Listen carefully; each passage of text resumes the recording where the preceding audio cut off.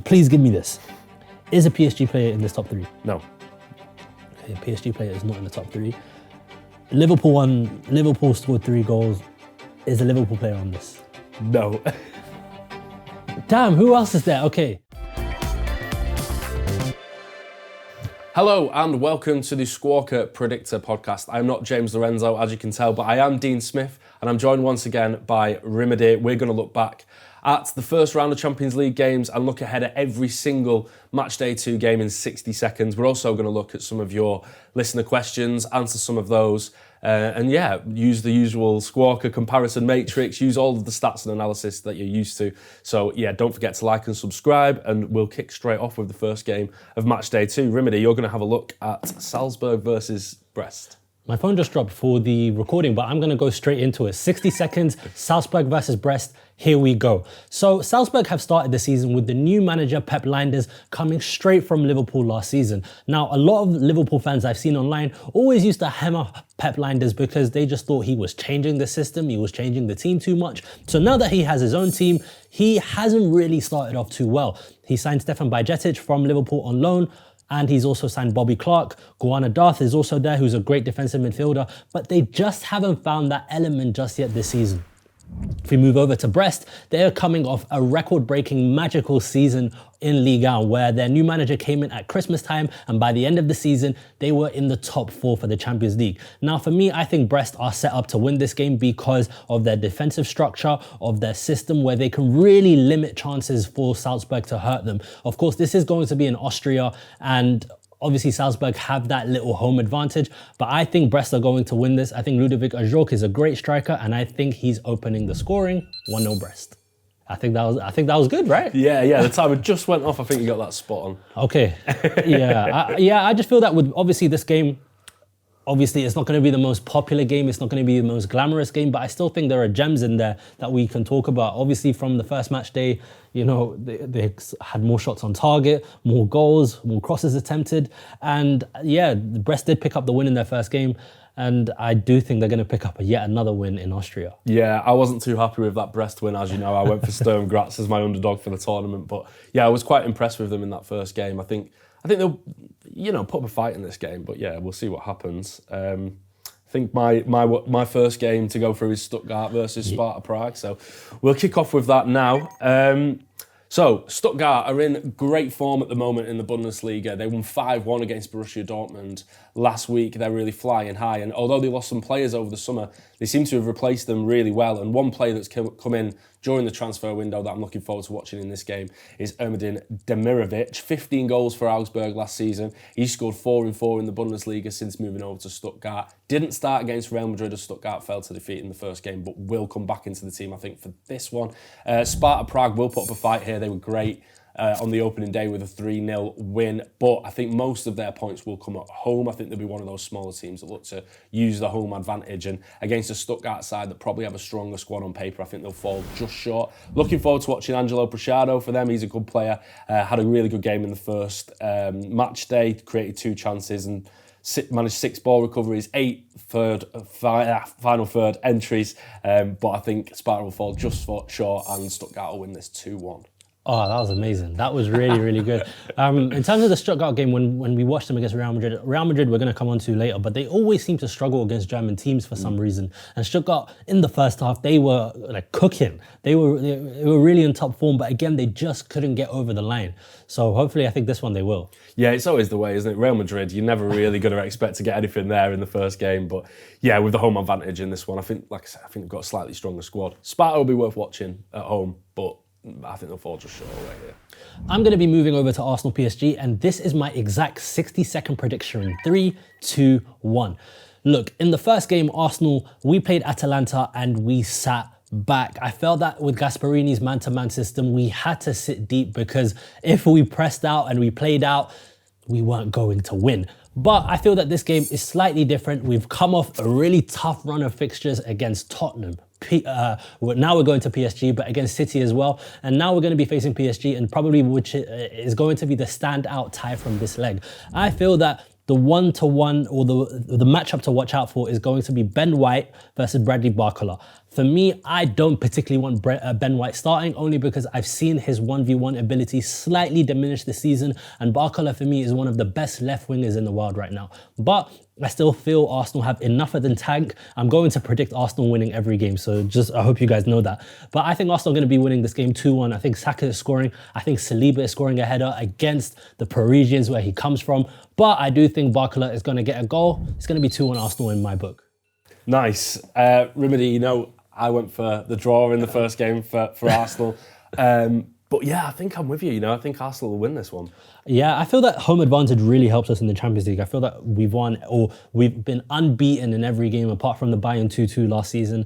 And I feel that at home, obviously, we have the energy, the fans. I feel that our players are a lot more freer at home for some reason in the Champions League. We tend to put up high-scoring performances in the Champions League so far. And yeah, I just feel that against PSG, we are gonna fall into our shape at some points in the game. And I feel that if we fall back into our shape, I don't think any team is going to break us down. Obviously, we've seen PSG take-ons completed, aerial duel, ground duel success rate. So obviously PSG are going to be roaring and raring to win. But yeah, I just feel, again, I can't back against Arsenal. Sorry, this is the bias in me. Shoot me, guys. Shoot me right now. Yeah, I think one thing worth pointing out here is the chances created for PSG. 22. We mentioned in the last podcast, PSG they're so poor at converting chances in the Champions League, and that came to pass in that first game. Obviously, we'll move on to the next game in a bit, but they needed a Gazzaniga error, didn't they, to get the win in the end against your boys, Girona. So it was a painful one. I thought we were going to hold up for the 0-0 at the end, but yeah, it was a Gazzaniga mistake, and PSG went on to get the win. Yeah, so I'm going to move on to Barcelona versus Young Boys next, starting in 3, 2, 1. Let's go. Barcelona have been absolutely fantastic in La Liga so far this season. Obviously, it didn't quite go to plan for them on match day 1 in Monaco, but the red card made a big difference in that game. And at home to Young Boys, I think it'll be a very different story. They've picked up a few wins domestically, Young Boys, recently, but there was a gulfing class between them and Aston Villa in the first day, and Barcelona's another step up again. One player I'm excited to watch in this game and who I think will get on the score sheet is Rafinha. He's only scored 13 goals in his first 2 seasons for Barcelona, but he's actually managed 5 in 6 already so far this season, including a brace against Valencia. So he's the man in form for Barca, one of many men in form for Barca at the moment. Created 7 big chances and completed 11 take-ons in La Liga so far this season. So yeah, Barcelona, they'll dominate possession. I think that was the issue against Monaco. They were unable to after the red card, but with 63% plus possession over their La Liga game so far, they'll dominate again in the Champions League, and I think they'll go for a massive 4-0 win against Young Boys. Yeah, 4-0 is a big prediction. For me, my favourite player in the world right now is Lamine Yamal. So do you think he's going to have a huge impact on the game, or do you feel that he's going to, refer to the likes of Rafinha and Lewandowski in this match? Well, he hasn't done that so far, has he? I mean, we've all seen the stats in terms of his goal involvements over the summer and the start of this season. I think there's only one of the last 12 games that he hasn't had a goal or assist in. So yeah, I think it'll be a case of everyone getting involved, if I'm honest, with this one. I think Barca are just too strong for Young Boys, and yeah, although I'm excited to see Lamar, I think Rafinha's taken his game to another level so far this season. So yeah. I think he has. I think it's a long cry from his day at Leeds, but I think that's going to move me straight on to Leverkusen versus Milan, and I'm going to tell you my prediction in 3, 2, 1. Bayer Leverkusen have started the season really, really well. Of course, their unbeaten run is over. They lost their first game of the Bundesliga season to Leipzig, but that hasn't stopped them whatsoever. In the Champions League, in their last game, they picked up a 4-0 win away to Feyenoord, and in Rotterdam, that was a tough game because the atmosphere there is crazy.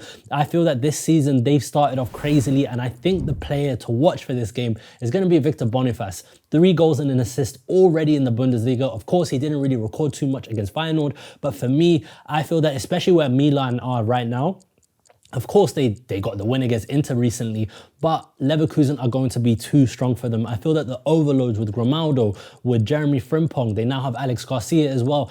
Different methods of chance creation, and I just feel that Leverkusen are going to be too strong for most of the teams they face. They're tactically set up really well from Xabi Alonso, and Victor Boniface is going to score 2 goals in this game, and Leverkusen are going to win 2-0. Yeah, it's getting harder and harder to squeeze these into a minute, isn't it? But yeah, I think Bayer Leverkusen were fantastic on that first game. As we can see, some of the stats there absolutely steamrolled the way to the win, really. And yeah, Milan, were you slightly disappointed with the way that they performed against Liverpool? To be fair, they started off really well. It's like after the 15, 30 minutes, they just petered off and you just felt that there was something there for Milan.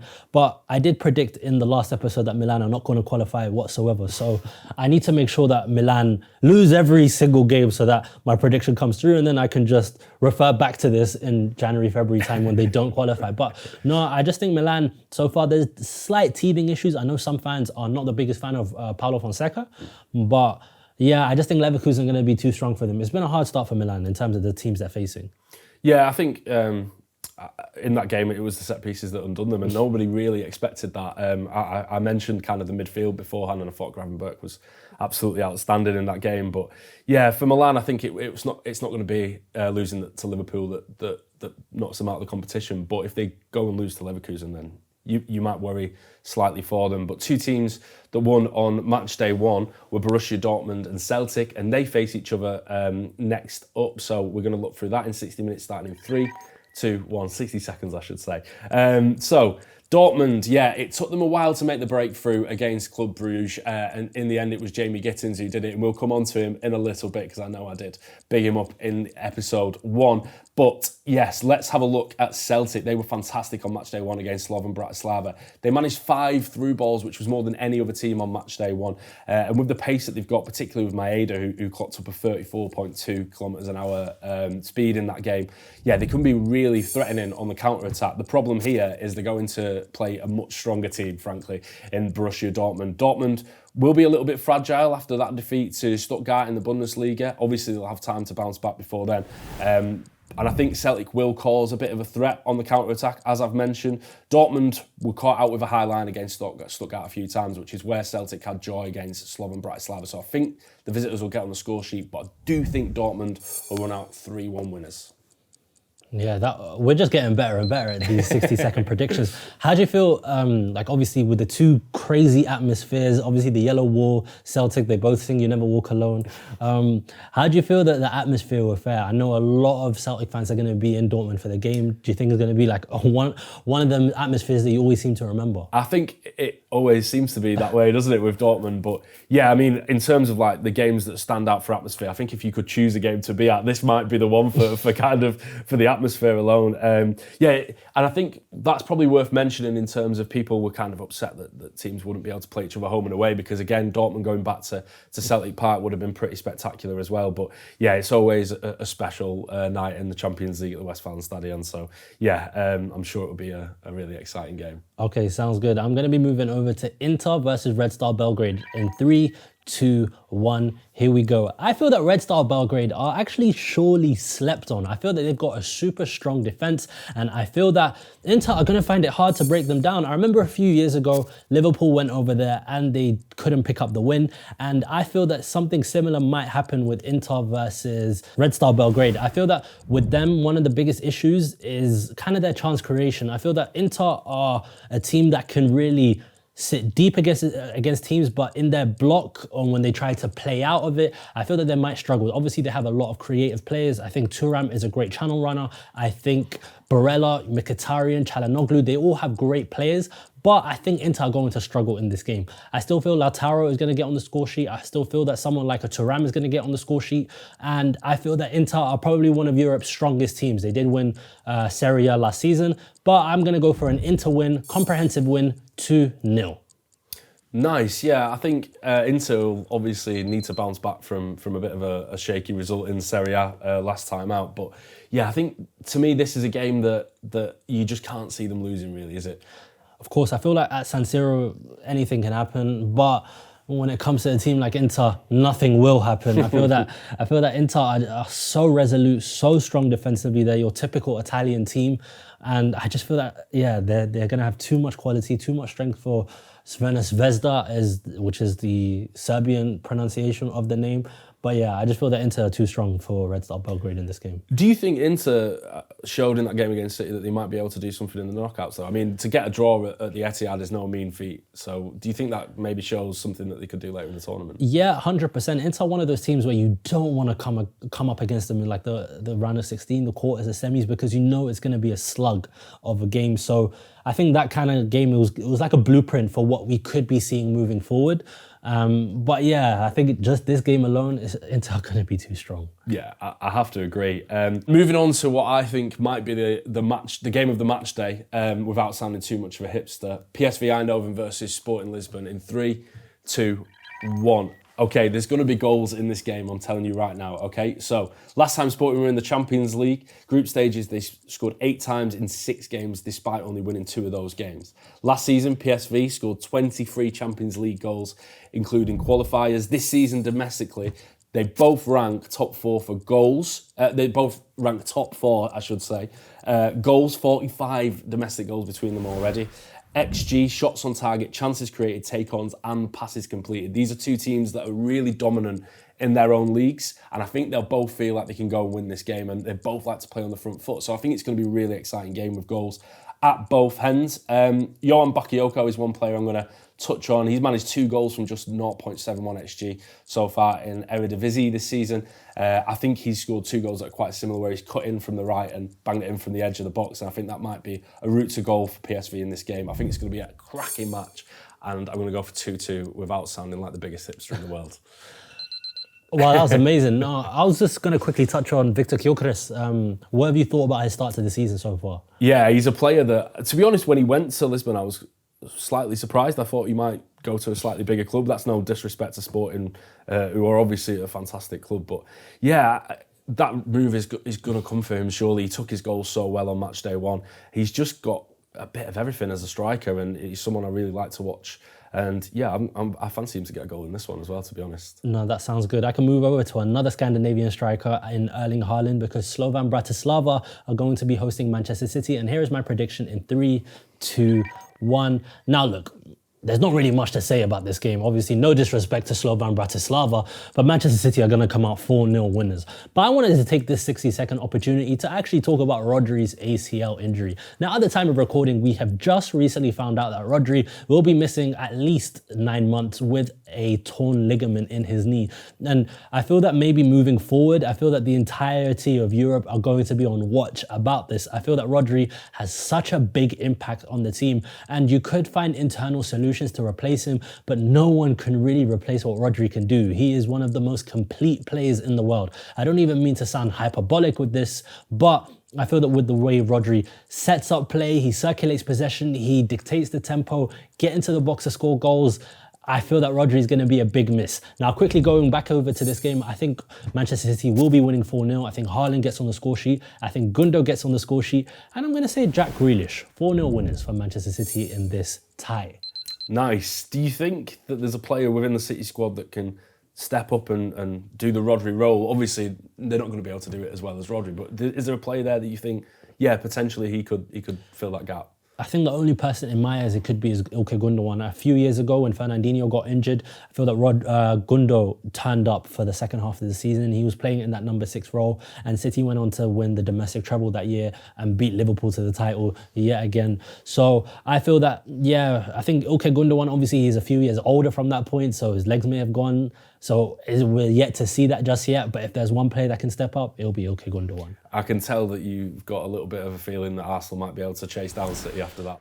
Whoa, so that was a breathless look at the first 9 games for match day 2. We're going to take a little break now and have a look at some of the social from Squawka over the last few weeks, starting with a look at this man, Jamie Gittins. Remedy. I got it right, didn't I? Come on. I hate giving people credit. No, I'm joking. I think your prediction came off really well. What were the qualities that you kind of predicted that in Jamie Gittins, and what did you see in him to produce something like this? I think he's a player that kind of wants to get on the front foot and really run at defenders, and we saw that. He came off the bench against Brugge and completely changed it. Not only did he get the 2 goals, he also won 2 tackles. He also completed 2 of his 4 attempted dribbles. 12 of his 13 passes, including one key pass. All this within 22 minutes of being on the pitch. So yeah, what a talent. It seems like Nuri Sahin's not quite ready yet to start him on a regular basis, but that doesn't matter too much if you're coming off the bench and scoring a brace, and he did that in the Bundesliga as well against Frankfurt. So, yeah, I think he's a mad talent, to be honest. And the second goal, like, wow, what a finish that was. Just drew the defender in and whipped it round him into the bottom corner. But yeah, Jamie Gittins, remember the name. Remember the name. And I think this kind of moves on to my prediction that I need some bigging up for is Michael Olise becomes the first Frenchman to score over 2 goals on his Champions League debut since a certain Thierry Henry. Look, I feel that Michael Olise was one of the players that Bayern really, really needed this summer. I feel that with all of their wingers, with all of their forwards, Bayern just wanted to go forward. But with Michael Olise, they have someone who kind of stays and creates. Now, in terms of Vincent Kompany's attacking setup, I think he's got it perfectly so far. Scored a bucket load of goals in the Bundesliga so far. Won 9-2 in the Champions League, which is crazy. And Michael Olise, 2 goals, a couple assists as well this season. And I just feel that he just really works. Like, you look at him in this kit, everything just stands out. I don't mean to even be like glazing him right now, but I think Michael Olise is one of the best wingers in the world, and we're going to see it with a bigger profile, a bigger name in Bayern Munich. And yeah, I just love Vincent Kompany's like attacking dynamics right now. On the left, it's a winger that likes to run. With Kane, he likes to stay. Sometimes he goes. And on the right, it's always a creative winger. And Michael Olise has been that guy so far. Yeah, I've been really impressed with him, and I think I agree. He just seems to look right in that kit, doesn't he? I think there might have been some sort of discerning voices saying, "Oh, I wasn't quite ready for that step up." It feels like Palace to Bayern is a huge jump, but yeah, he's fit into Kompany's system well. I know I was slightly critical of Kompany last time out, but yeah, it's hard to criticise Bayern too much, especially when you have a look at that first result from the Champions League. Bayern made Champions League history against Dinamo Zagreb.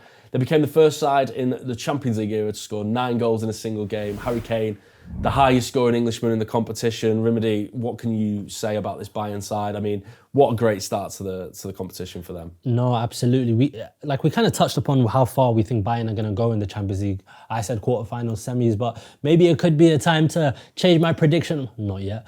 But no, I feel that Bayern so far, I think, like going forward, it feels like there's a new lease of life. I remember Thomas Tuchel last season, he was just struggling to get a note out of his players. They weren't scoring too much. They weren't really defending as a unit so far. But this season, it just feels that there's a new lease of life on all of the players. It just feels that this season, I don't know, the shackles have been taken off and these players can just feel free to do what they want.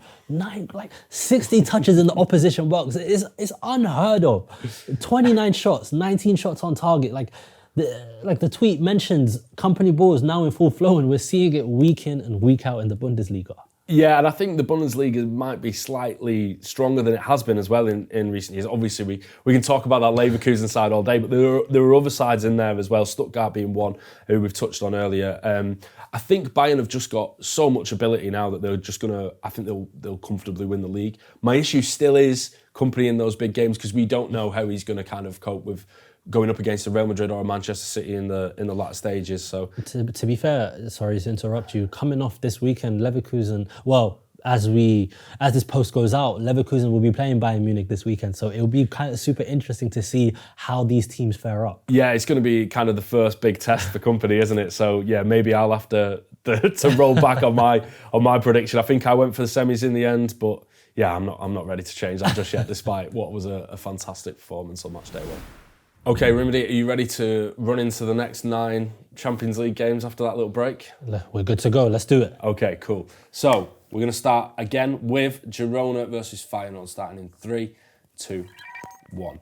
I've gone from the last game that I've ran through thinking that might be the game of the round to thinking this one might be the worst, if I'm honest. Girona, they were so unlucky on match day 1, coming so close to getting a result against PSG. But in La Liga, they've struggled so far this season. Lost some key players over the summer, struggled to replace them slightly. They've kept possession really well in La Liga so far this season.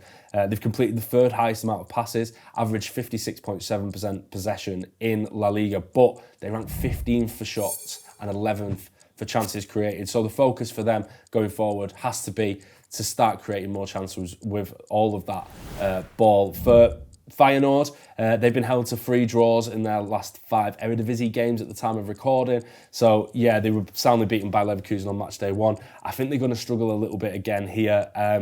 I'm looking forward to seeing David Ansko for Feyenoord. But yeah, I can see these two teams cancelling each other out for a 1-1.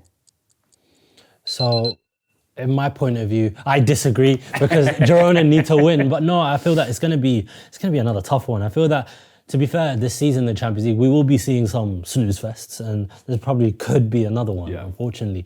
But that gives me the opportunity to move over to my game, which is going to be Shaktar versus Atalanta, and here we go. Now, I feel that with Atalanta, I had first-hand experience watching them last week against Arsenal.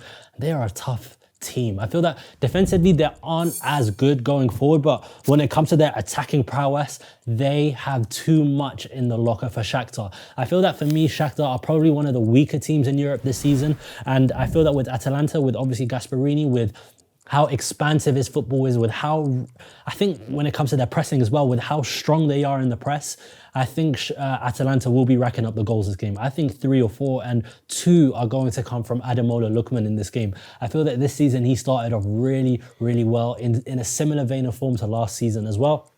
And I feel that with Lookman, I feel that this is probably going to be his last season at Atalanta before he moves over back to the Premier League, back to where he knew and back to where he grew up. But yeah, for me, Atalanta in this game, too much firepower, too strong for Shakhtar, and they're going to pick up the win and moving them on to 4 points in the Champions League. So yeah, I feel that Shakhtar this season, like I've seen bits and pieces of them. They have a good midfielder in Bondarenko, but yeah, I just feel that this isn't the Shakhtar of old. Of course, political reasons too, but yeah, what's your thoughts? Yeah, I was a little bit gutted to see Sudikov miss that penalty as well on match day 1. He's one of my favourite young midfielders in Europe at the moment, so I've been bigging him up over the summer and expecting a move for him, so to see him miss that penalty was a little bit disappointing. I think for Atalanta as well, with Lookman, I thought he was pretty quiet, to be honest, against Arsenal, and I was disappointed with Retegui missing that penalty as well after I picked him out as one of the players to watch in that game. But yeah, I think Atalanta will be fine, and I think this is one game that they'll look at and think probably 3 points, to be honest. So I'm in agreement with you there. But what about Aston Villa against Bayern Munich? Are they able to get 3 points? That might be a little bit more of a difficult ask. Let's go through that in 60 seconds, starting 3, 2, 1. Okay, so we've been through a bit of Bayern Munich already, but I think Aston Villa can really make this difficult for them. Villa Park is going to be absolutely bouncing for the first Champions League game in a long time there. And in Youri Tielemans, they've got one of the players who's really stood out in match day 1 for me.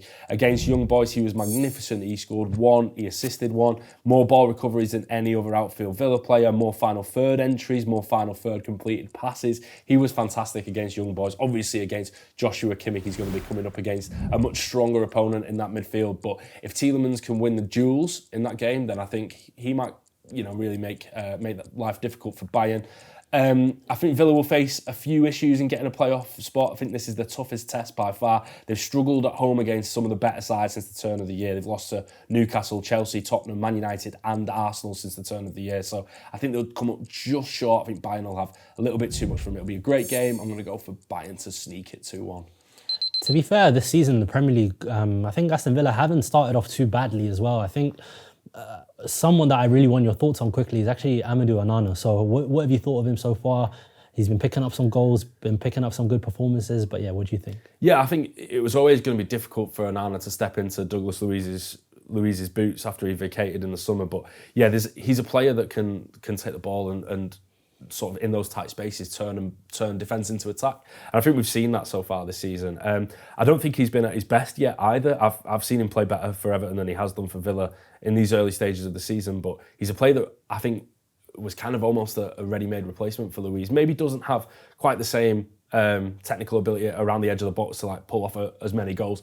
I say that advisedly after match day 1, of course, but yeah, he's a great player, and I think Villa fans can be very excited about what he does going forward. Okay, so we're going to be moving over from Aston Villa, a Champions League newcomer, to 2 teams that we see every single season in Benfica and Atletico Madrid. Here's my prediction in 3, 2, 1. My prediction is actually going to be dedicated to Conor Gallagher. I feel that this season he's moved over to a brand new country, a brand new environment, a brand new system, and yet he's taken to Atletico Madrid like a duck to water. I feel that this season, Conor Gallagher, there's been something about him this season. He's been playing closer to goal, which means that he's been profiled correctly, and I just feel that this season, he's away from all of the English media, all of the drama going on at Chelsea. To be fair, we have started the season quite well. But Conor Gallagher this season in that Diego Simeone team, it's like a match made in heaven. And thanks to that, going over to the Estadio de Luz, which is the Benfica stadium, I just feel that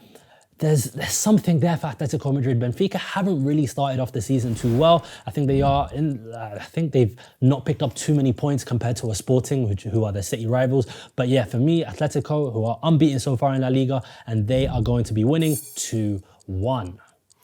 Interesting, yeah. I think Atletico are a team that you never really know where they stand, and I think with Gallagher, yeah, I was over actually and watched Atletico versus your boys Girona earlier in the season, and I think that was Gallagher's first game, and he came on and looked like he was trying too hard to impress, but since then he seems to have really grown into his role, doesn't he? And yeah, seems very happy there, and I'm in agreement with you. I think it's a perfect move for him. Would you like to see more English players kind of make that jump and go abroad? 100%. I just feel that with the way England is, obviously everything is set up perfectly for English players. The money's high, the wages high, they're in their home country, but we always see it with players moving abroad. It's a new experience, it's a new language, it's a new culture. They drive on a different side of the road. But yeah, just these little things where you can say, okay, we're out of our comfort zone. Now it's time for us to deliver. Of course, Conor Gallagher will be coming back to England one day, but this is just a really good experience for him. Yeah, 100%. So one club that has taken a few English players over the years is Monaco. They're next up against Dinamo Zagreb, and we'll count that down. 3, 2, 1, let's get into this game. So Monaco, fantastic result on match day 1, beating Barcelona. Obviously, an early red card made a bit of a difference in that game, but what Monaco did really well is take advantage of that by keeping hold of possession. So Dynamo just had 30% possession against Bayern Munich, whereas Monaco, on the other hand, they enjoyed 55.9% of the possession against Barcelona. Despite that red card obviously making a difference, I think that was where Monaco were able to take control, and I think they'll do the same again in this game. It completed the third lowest amount of passes of any team on match day 1, that's Zagreb, whereas Monaco completed 157 final third passes and were dispossessed just 5 times throughout the game. So if they can kind of replicate that performance on match day 2, I think they'll be fine here. One player who I think will stand out, and did stand out against Barcelona, is Minamino. He was dangerous. He had just 21 touches, but still managed to take 3 shots and create 2 chances within that game. So yeah, Minamino to stand out, Monaco to cruise to a 2-0 away win. So with their performance against Barcelona, and obviously this game against Dinamo Zagreb, who you predict are going to lose to Monaco, do you feel that Monaco will have a chance to finish in that top 8? Ooh, yeah, top 8 is asking a lot. Yeah, I'm not sure off the top of my head what their slate of fixtures looks like beyond the Zagreb game, but I mean, you're not going to get much tougher than Barcelona the way that they're playing at the minute, and they managed to come through that game. Obviously, there was sort of extenuating circumstances in that game, but still, like I say, they dominated possession. They took full advantage of that, whereas other teams might not have. And yeah, with the attacking firepower they have, I mentioned Minamino there, and Bolo is one of. I love Breel Bolo. Like I would love to watch him just play every single week for my team. But yeah, I think they've got a chance. I think there's absolutely no doubt whatsoever that they'll make the playoffs as a minimum. Maybe, who knows, there might be an outside chance for top 8. No, that sounds good. So from one team in Liga, we're going to be moving over to yet another team in Lille, because they are hosting Real Madrid. And here is my prediction in 3, 2, 1. Real Madrid have a problem this season. I don't know what it is. I feel that with all of the new players, it's just really hard to find that system and that balance in that team. I just feel that so far this season, Real Madrid have ceded a lot of control to the teams. We saw it especially in match day 1 against Stuttgart. Stuttgart cooked. Stuttgart were really dominating Real Madrid, yet they always find a way and they always come through. And this is something similar we're going to be seeing this season against Lille and in this match day. Something to point out, which is super interesting, is going to be Ethan Mbappe versus Kylian Mbappe. Is the battle of the brothers, but I think Real Madrid have too much, and I think Real Madrid are going to be winning 2-0. Lille are going to dominate the first half. They're going to have so many chances. Courtois is going to make some great saves, but then they just don't have enough to get over the line. Real Madrid get a penalty. Vinicius Jr. opens the scoring, and Real Madrid end up winning 2-0. So when it comes to Real Madrid, obviously they're the champions, they're the holders, but they just haven't really been good this season so far.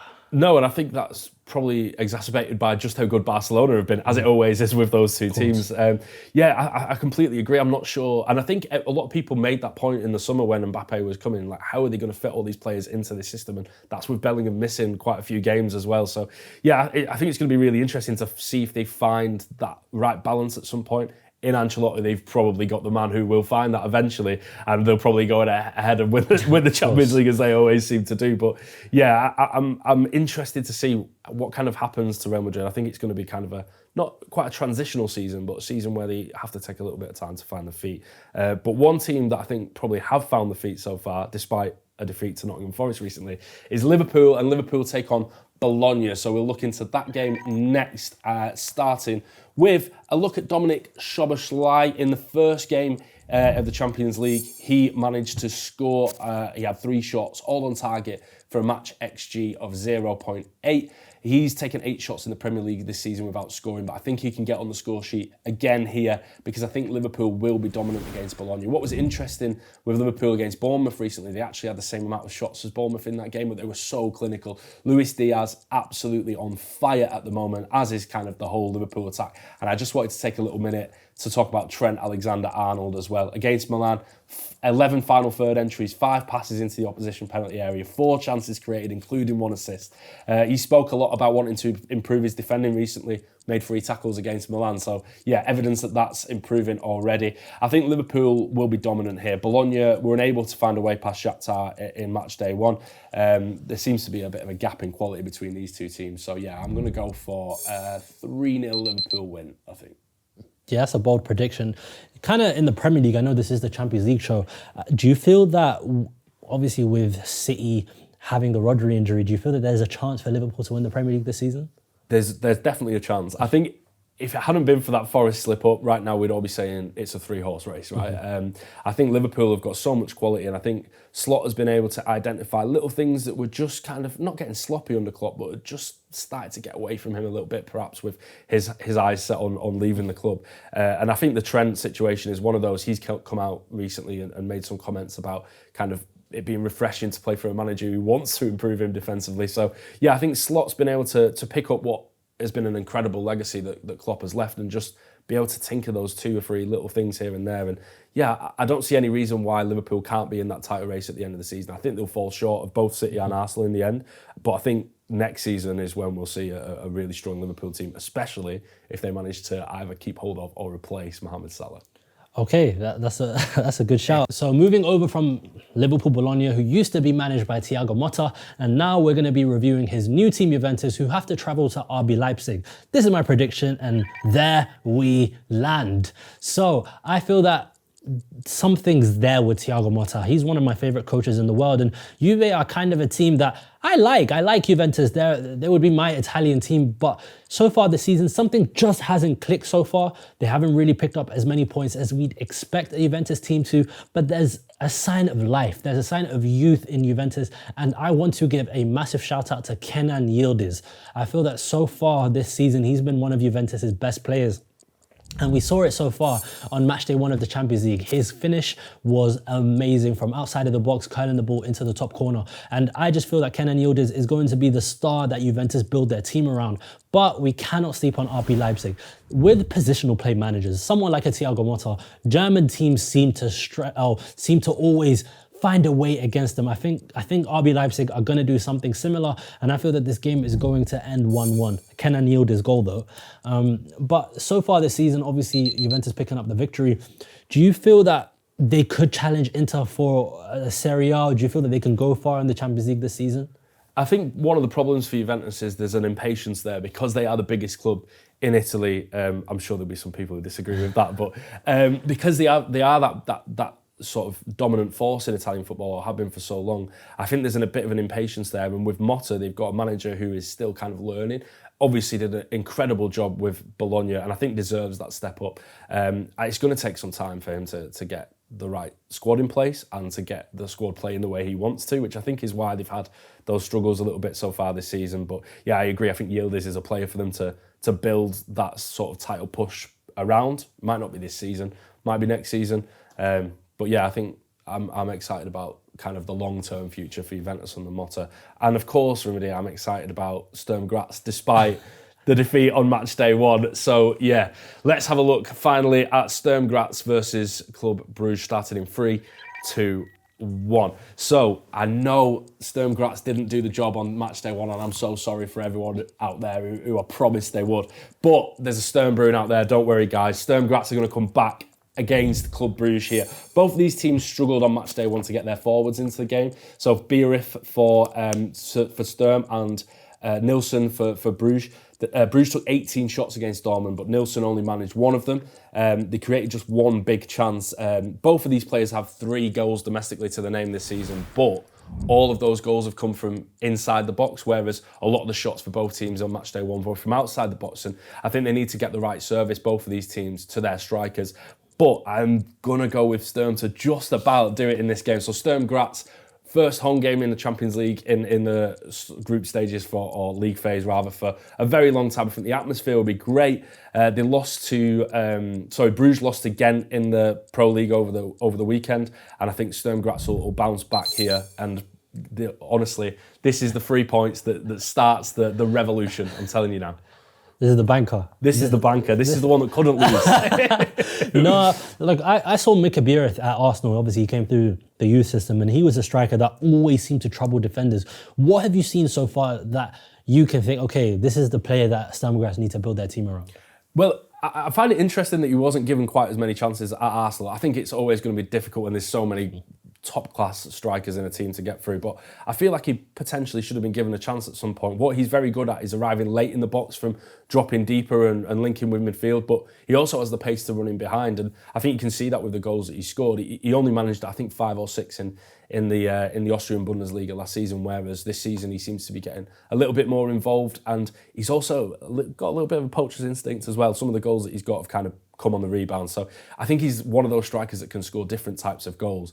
Like I say, I think Sturm Graz just need to find a way to get those chances to him, which they just couldn't do, unfortunately, against Brest on match day 1. Okay, we've previewed every single game for match day 2 in the Champions League, but now we're going to answer some of your questions from the socials, but we're going to turn it into a bit of a game, aren't we, Remedy? So I'm going to ask you some questions, you're going to ask me, we're going to see if we can get the answers without referring to the stats, and then we'll probably need to look at the stats to get it right. So, question 1 came from McAllister Season 2 on Twitter, and he asked which player created the most chances in match day 1. Okay, so I'm just thinking about it here. Bayern won 9-2. So I think a Bayern player has to be on that list. So I'm going to say, would Michael Olise be on that list? He's not, but you're heading in the right direction. Okay, heading in the right direction. Okay, so if Michael Olise isn't there, next one is probably Jamal Musiala. Musiala is top with wow. 7. Okay, so that's a good one. I'm gonna say, PSG, they created lots of chances. Please give me this. Is a PSG player in this top 3? No. Okay, a PSG player is not in the top 3. Liverpool scored 3 goals. Is a Liverpool player on this? No. Damn, who else is there? Okay. I can give you a little hand if you want. Yes, please. Don't go too far away from Bayern.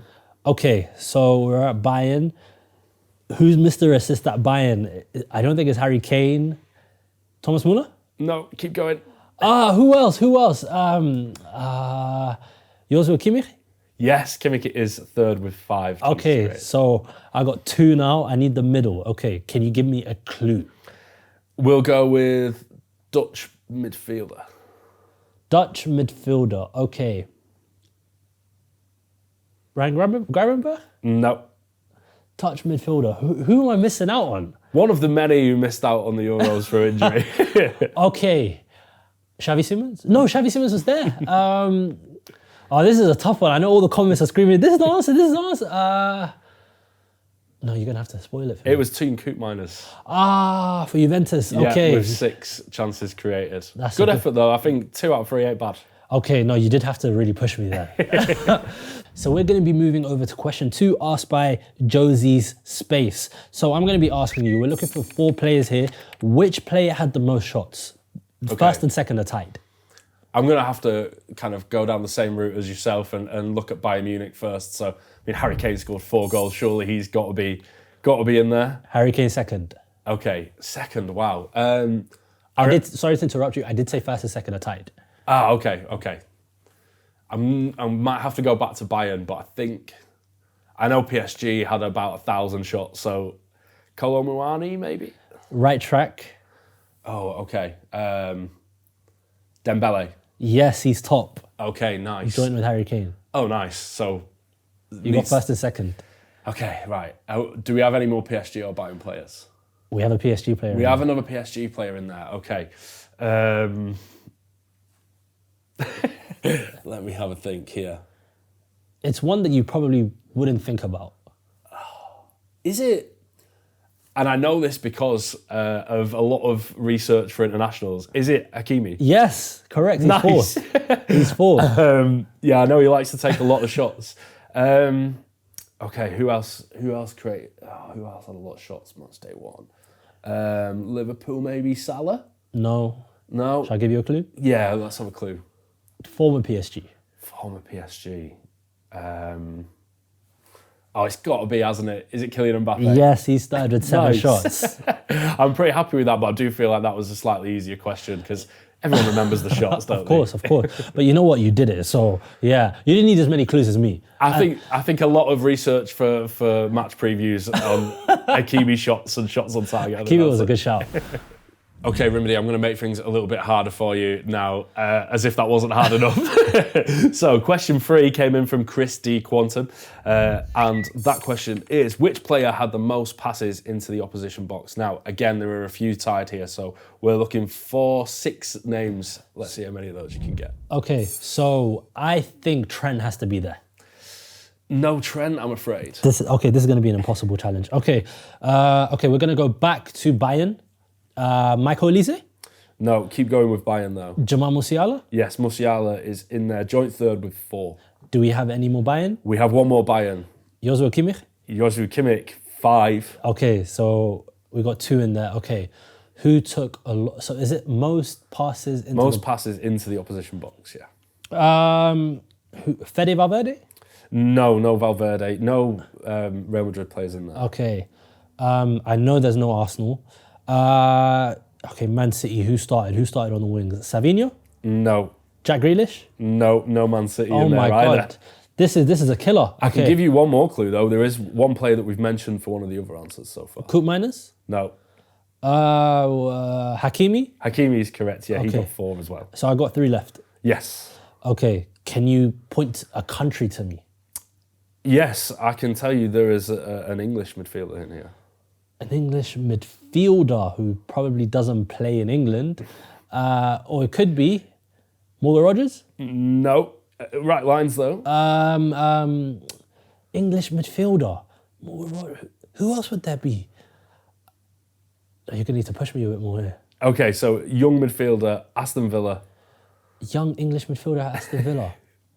Once like you tell me, I'm like Jacob Ramsey. Jacob Ramsey is Okay. correct, yeah. So he managed 5, so he was joint second. Wow, Villa. Yeah, Villa had a good performance. Okay. I'll give you some clues for the Can top I go one. over to Portugal? Okay, Portugal. You're looking at the right Okay. angle again. Okay. Is it Sporting? No. Benfica? Yes. Kochku? No. Um, Who's the biggest name in that Benfica team at the moment? Di Maria? Di Maria is correct. Okay. Yeah, with 6. I was thinking it's Di Maria there. Okay. Okay, for the life of me, I actually don't know who the last one is. I've literally gone through every single country. You said no, so who is it? Just spoil it for me. It's a tough one to be fair, but you probably should have gone down the Celtic angle because he did score 5 in the end. Arne Engels was joint third with 4. Okay, yeah, I was never going to get that. So for our 4th question, this was brought in by Majin Boo X. Dean, top 3 here. We're going to be looking at which player completed the most dribbles. There's 3 here. 1 is the outright winner, 2 and 3 are tied. Okay, this is a tough one. I'm trying to think of dribbly boys. So I know Jamie Gittins came off the bench, so I'm not going to go there. We'll go with Bayern again. Musiala? No Bayern on here. No Bayern. Okay, so maybe PSG. Can we go with Kolo Muani? No PSG on here. No PSG. Okay, I'm struggling already. Real Madrid. Mbappe? Stay at Real Madrid. Stay at Real Madrid. Okay, we've got somewhere to go now. Vinny Jr. maybe? The other one. Okay, Rodrigo. It has to be Rodrigo. He's second. Okay, where else can we go? Let's go Liverpool maybe. Salah? No Liverpool. No, Liverpool. I'm struggling here, everybody. Have we got? Can I have a clue? Okay. Position 3 is going to be the person who faced Liverpool. You faced Liverpool. Oh, I know who this is, and again, this is from doing a lot of research from match previews. Rafa Leao. Is he absolutely loves it. Second and third done. Now, number 1 is going to be tough for you. So I'll point to the country they play in. Okay. I said no PSG, so it should make your life a bit easier. They play in France. They play in France. Okay. So we've got Brest or Lille or Monaco. Mm-hmm. I feel maybe Monaco because they were the winners. Not Monaco. Now. Okay. Let's go with Lille. Is it Shaktar by any chance? Yes, it's Zagreb. Eden Zagreb is outright with 6 dribbles. Rodrigo with 5. Rafa Leao with 5. Nice. Okay. Well, I'm very, very lucky with that, to be fair. So. Nah, you're good. I got the hard ones though. Yeah. Yeah, I think that is fair, to be honest. Okay, that brings us to a close for episode 2 of the Champions League Squawker Predictor. I want to thank Rimedy. Thank you very much for joining me today. Thanks for watching. Don't forget to hit like and subscribe below. Drop us your questions for episode 3 as we look ahead to match day 3. Thanks very much for watching. Catch you next time.